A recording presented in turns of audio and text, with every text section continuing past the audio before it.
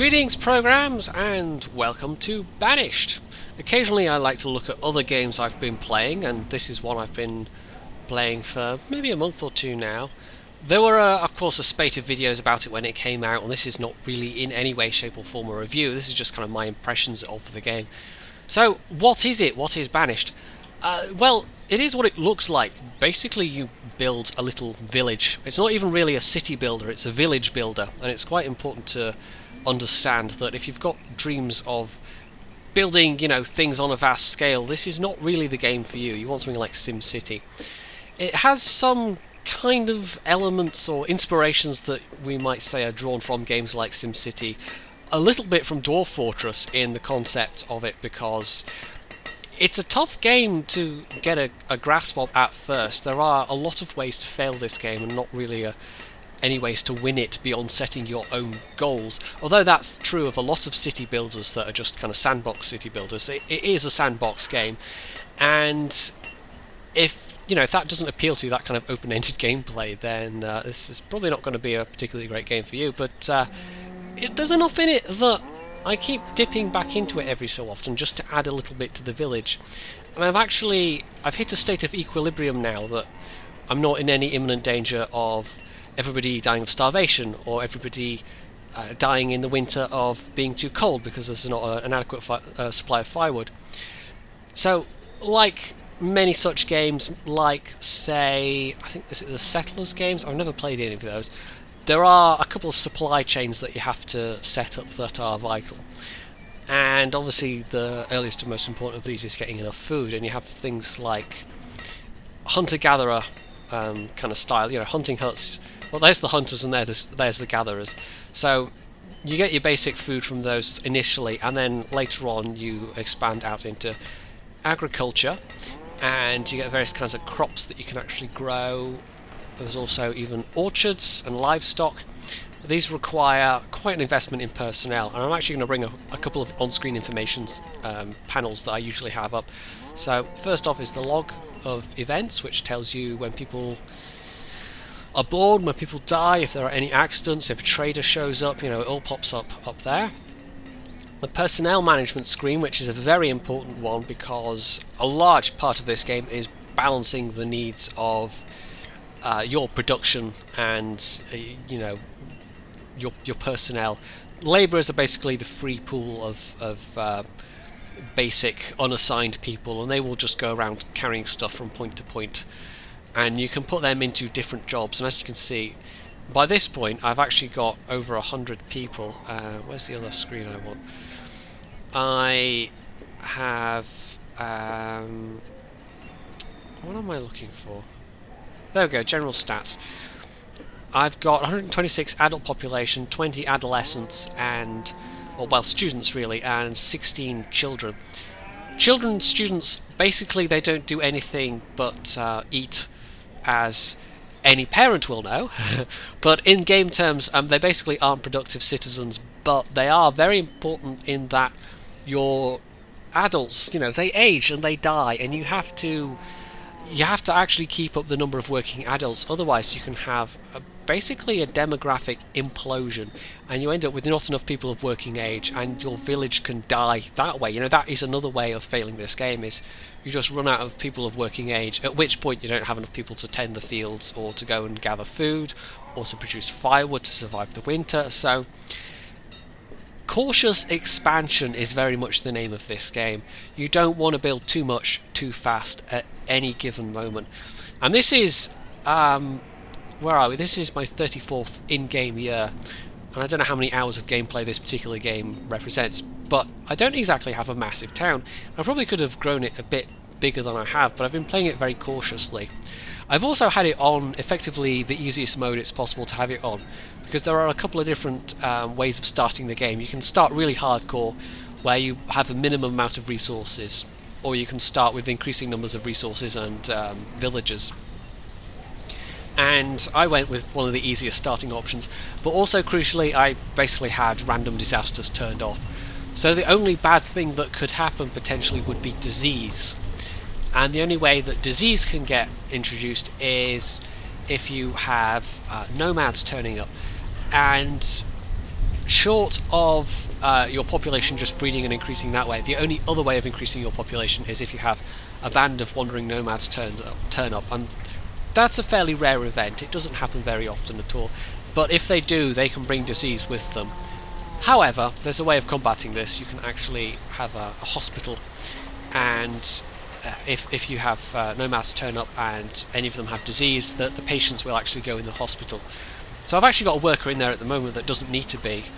In fact, I could take him out and put him in the labourer pool, because there are a couple of buildings that they have very kind of limited specific functions, and outside of whatever conditions it is that you need to fulfill those. For instance, in this case, having people with the disease, the hospital doesn't serve any purpose. For keeping people generally healthy, and that's what these hearts here represent, you need a herbalist who, as you can see from that circle, they will collect herbs from an area within woodland. And you also need a reasonably varied diet, and as you can see, I've got full hearts there, and I've also got full happiness, because I've got different varieties of crops, I've got several different animals, I've got different orchards, I've even got beer, which helps a lot. And also there are some slightly strange ones. There are, in terms of social spaces, there aren't really many. There are wells, which people will congregate around and interact with, and then there's the graveyard. And obviously when people die, if you have the graveyard, they will be interred there, and you will actually have people go and hang out in the graveyard, because apparently that's a really cool place to hang out. I don't know, that's slightly odd. I mean, I suppose it, in terms of people going to honour their ancestors or whatever, but yeah, it doesn't especially make sense as being an awesome happening social space. But the graves, actually, I did notice this. It took a while to notice it, but basically they kind of decay over time. So even though I've had obviously well over 56 deaths at this point, in 34 years of playing the game in game time, it actually hasn't anywhere near filled up yet. So there are resources to gather in this. There are basic resources, and then there are slightly more advanced resources. But in terms of supply chains, there's not really much to this game. There's stone, and as you can see, this quarry is actually down to about a third of its potential, how much it can produce left. So I've got maybe another 6-7 years left in that before I have to build another one.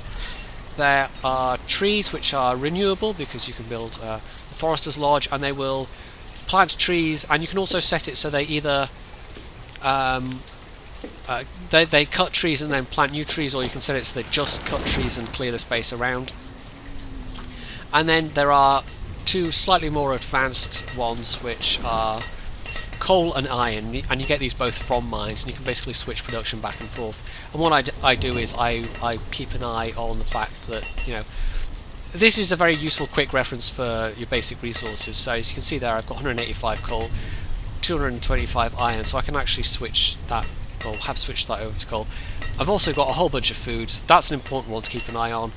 Firewood's important, and the more advanced things that you can build in terms of stuff that you've gathered, well, there are various different things you can make alcohol from.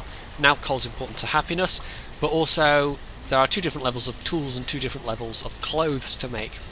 And tools are needed for doing everything, basically. Anybody that's working outside of labourers, and maybe some very specific things, like I can't imagine clerics and physicians and teachers need tools especially, but you can make basic ones which are iron tools, which as you can see need wood and iron, and then steel tools need coal in addition. So you need a mine at that point, because iron is actually, when you're starting off, it's possible to, if I can find the right thing, there we go, you can basically just gather stuff before you get any of these production buildings set up. You can just we'll set them to chop down some trees. For instance, we'll chop down a small square of trees here, and any available workers, any available labourers will come and chop down those trees and then transport those. And as you can see, it's good in the early stage, but if you keep doing it, you have to go further and further out. And you can actually see, although there's pockets down here of stone and iron, all the stuff that's around the village has basically been more or less cleared out. So yeah, once you've moved on from that stage, once you've built up the infrastructure a bit, you actually are then able to produce stuff on a more sustainable basis. So that's tools. Tools are important. If people don't have tools to do the work, then they get unhappy. The other thing that is useful is coats, because coats will let your workers work longer in the winter and work more effectively, or maybe just all year round. I'm not actually entirely sure, but again, start off with being able to make coats from either leather or wool, or if you have a supply of both, as I at this point do, you can make coats from both, and that increases the productivity of your workers. The other thing you can do to increase the productivity of your workers is to educate them. Now, it doesn't really matter so much at first, but once I built a schoolroom, and I've actually got 2 at the moment. In fact, we'll get a worker in there because one of them's almost full. Once I built a schoolroom and started having students, even though you get people coming into the labour pool later, because it's quite an early transition. If you don't have any schools, it's quite an early transition from children straight to adults. But if you educate your children, the downside is it takes longer for them to get into the labour pool, but the upside is they will work more effectively once they get there. So what happens is that has actually a fairly noticeable impact on your production. But you don't really need to rush into that. It's just once you have enough spare people that you can afford to have somebody working in the schoolhouse full time, it's actually really useful, because you will then notice a big bump in your production rates. So it's a reasonably fun little game. It's not massively complicated, and I think obviously it's going to be more challenging if you have random disasters turned on, because things can just happen. Like, for instance, I actually have wells built, I think 2 wells, but they're more decorative than anything else. But with disasters turned on, if there's a fire, wells are absolutely vital, because wells are, people rush to the well to get water to put out the fire if they're not right next to a river. So they're quite important. But there are other things like diseases, you can lose crops, I think you can lose animals, so it can go wrong really fast. And this was only like the 2nd village I actually started, so I made it a bit easier on myself, and I've just been slowly adding to it since. And you can see there are people dying, and they just get replaced from the labourer pool. So, although I am, I'm just plugging away slowly at this, I'm probably at some point going to start a game with disasters turned on, just to see if it's that much harder, which it probably will be. There are a couple of things about this game. I mean, one of the games it is reminiscent of is the old Impressions series, published by Sierra, and I mean games like Zeus and Pharaoh and Caesar, the Caesar series. And I actually played Caesar 3 and the Pharaoh, and I played a little bit of Zeus, but I never actually have owned it. I think I borrowed it off somebody briefly. But Pharaoh, by the way, really great game. When I came to play this, I then kind of thought to myself, I really should dig out my disc of Pharaoh. So I might do a video of Pharaoh at some point, because even after over a decade, it's one of these older games like Theme Hospital that even today it still stands out as being quite good. But compared to those, one of the big things that it feels like it's missing, I mean, there are little things like the same animation is used for the herdsman as is used for people farming, so you'll see people tilling the fields of cows, as that guy there was, and tilling the fields of sheep, and it doesn't particularly make sense, but anyway. Given that it's all a one-man show, it's kind of forgivable that that some things are like placeholders like that, and it is very impressive for a one-man show. But to get back to my point, before I divert myself too much, the one thing that it really does feel like is missing to me is any kind of stockpile management. Stockpiles are really, really basic in this game. You just designate an area of ground as a stockpile, and the workers will walk there and plonk stuff in it, and they'll just go to the nearest one, basically. So you can't fine-tune your production in any way, shape or form by you can't have, I could, in a game like Pharaoh, for instance, I could designate this stockpile purely for firewood or stone, or I could set limits on how much of each type could go in it, and that would be quite useful. But as it is, it happens to be the closest, so that's where that stuff is going. I could actually, in Pharaoh or Caesar, I could stop either of those things going in there and force them to go into that one, for instance, and that's a more central location.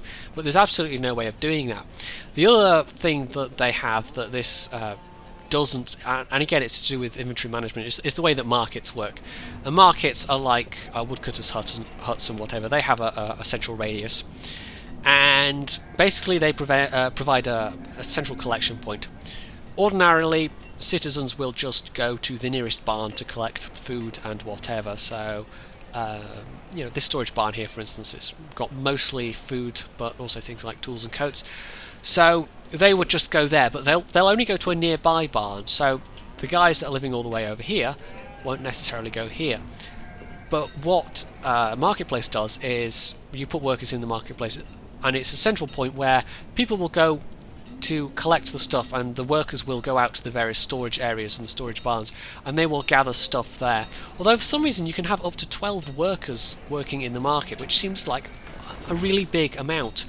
But on the other hand, it's a useful overflow. If you've got lots of labourers sitting around doing nothing, then you can plonk a couple of extras in your market, for instance. And that's also what I do with my trading post. Is normally I only have like 1 or 2 workers there, but it's always useful to have like production buildings that are sitting idle, and then be able to put some spare workers in there at any given moment if you need to fill some need. But yeah, marketplaces, you have to really use those to get the most out of your citizens, because if they're only collecting a couple of things from a barn where there may or may not be the stuff that they actually need in there, then let's say all the coats are in that one, and there are no coats in that one, so they're going to, all the citizens that are around this barn are going to have the coats and they're going to work more effectively, but these guys aren't. So you kind of have to build, I've tried to build most of the houses within this market area, but if I expand south, which is my plan, I'm going to have to build another market down here somewhere. And a trader has appeared, which lets me talk a little bit about the trading.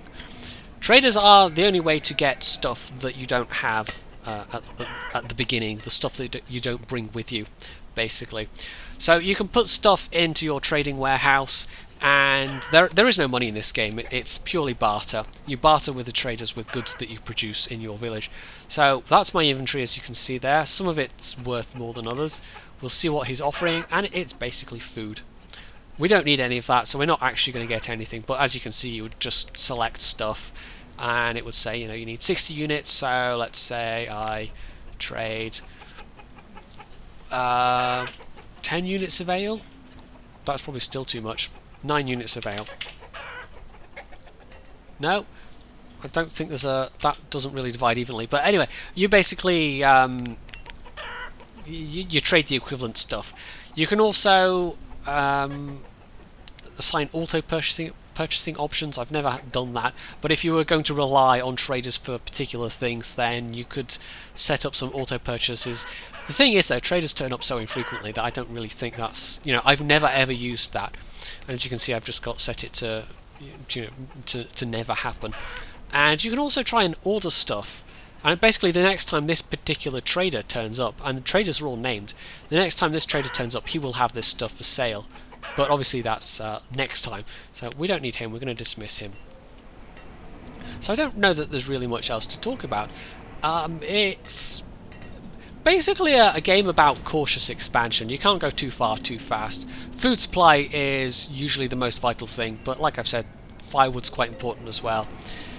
In winter, nobody's working the fields. You still get meat and eggs from the chicken and the various kinds of livestock that I've got, and hunter-gatherers are still really useful, but once you get to this kind of size, the main bulk of your food is probably going to be coming from fields, so it's more around seasonal production, and you have to basically build up enough of a stockpile that you can survive the winter.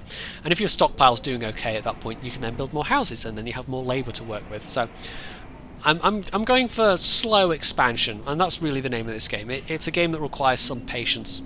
There are like achievements for doing various things, like getting a village of 500 people and whatever, so it would be possible. And we'll just actually bring up the mini-map.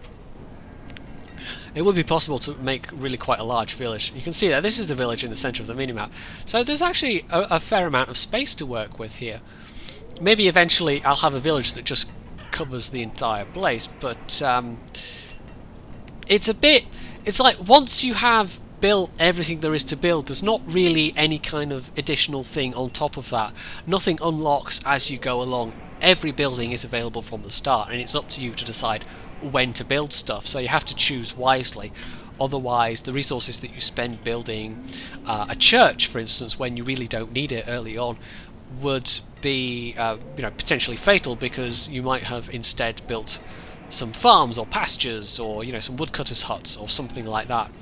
So you really do have to, it's up to you. It's very easy to screw yourself. It's one of those games, but possibly with disasters turned on, it becomes even easier to fail. Well, it will be even easier to fail, because these random events will happen that can displace people, kill people even. So yeah, you have to be quite cautious. You have to be quite careful. But it's a fun enough little game. It's not particularly expensive.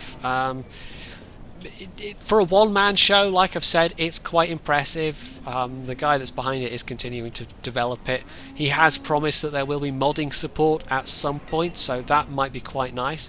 That might bring some very, very interesting stuff to the game indeed. We might get new mechanics, more complicated supply chains, that kind of stuff brought in, at which point this could become almost a whole different game. But as it is, the base game that you get right now, it's fun enough.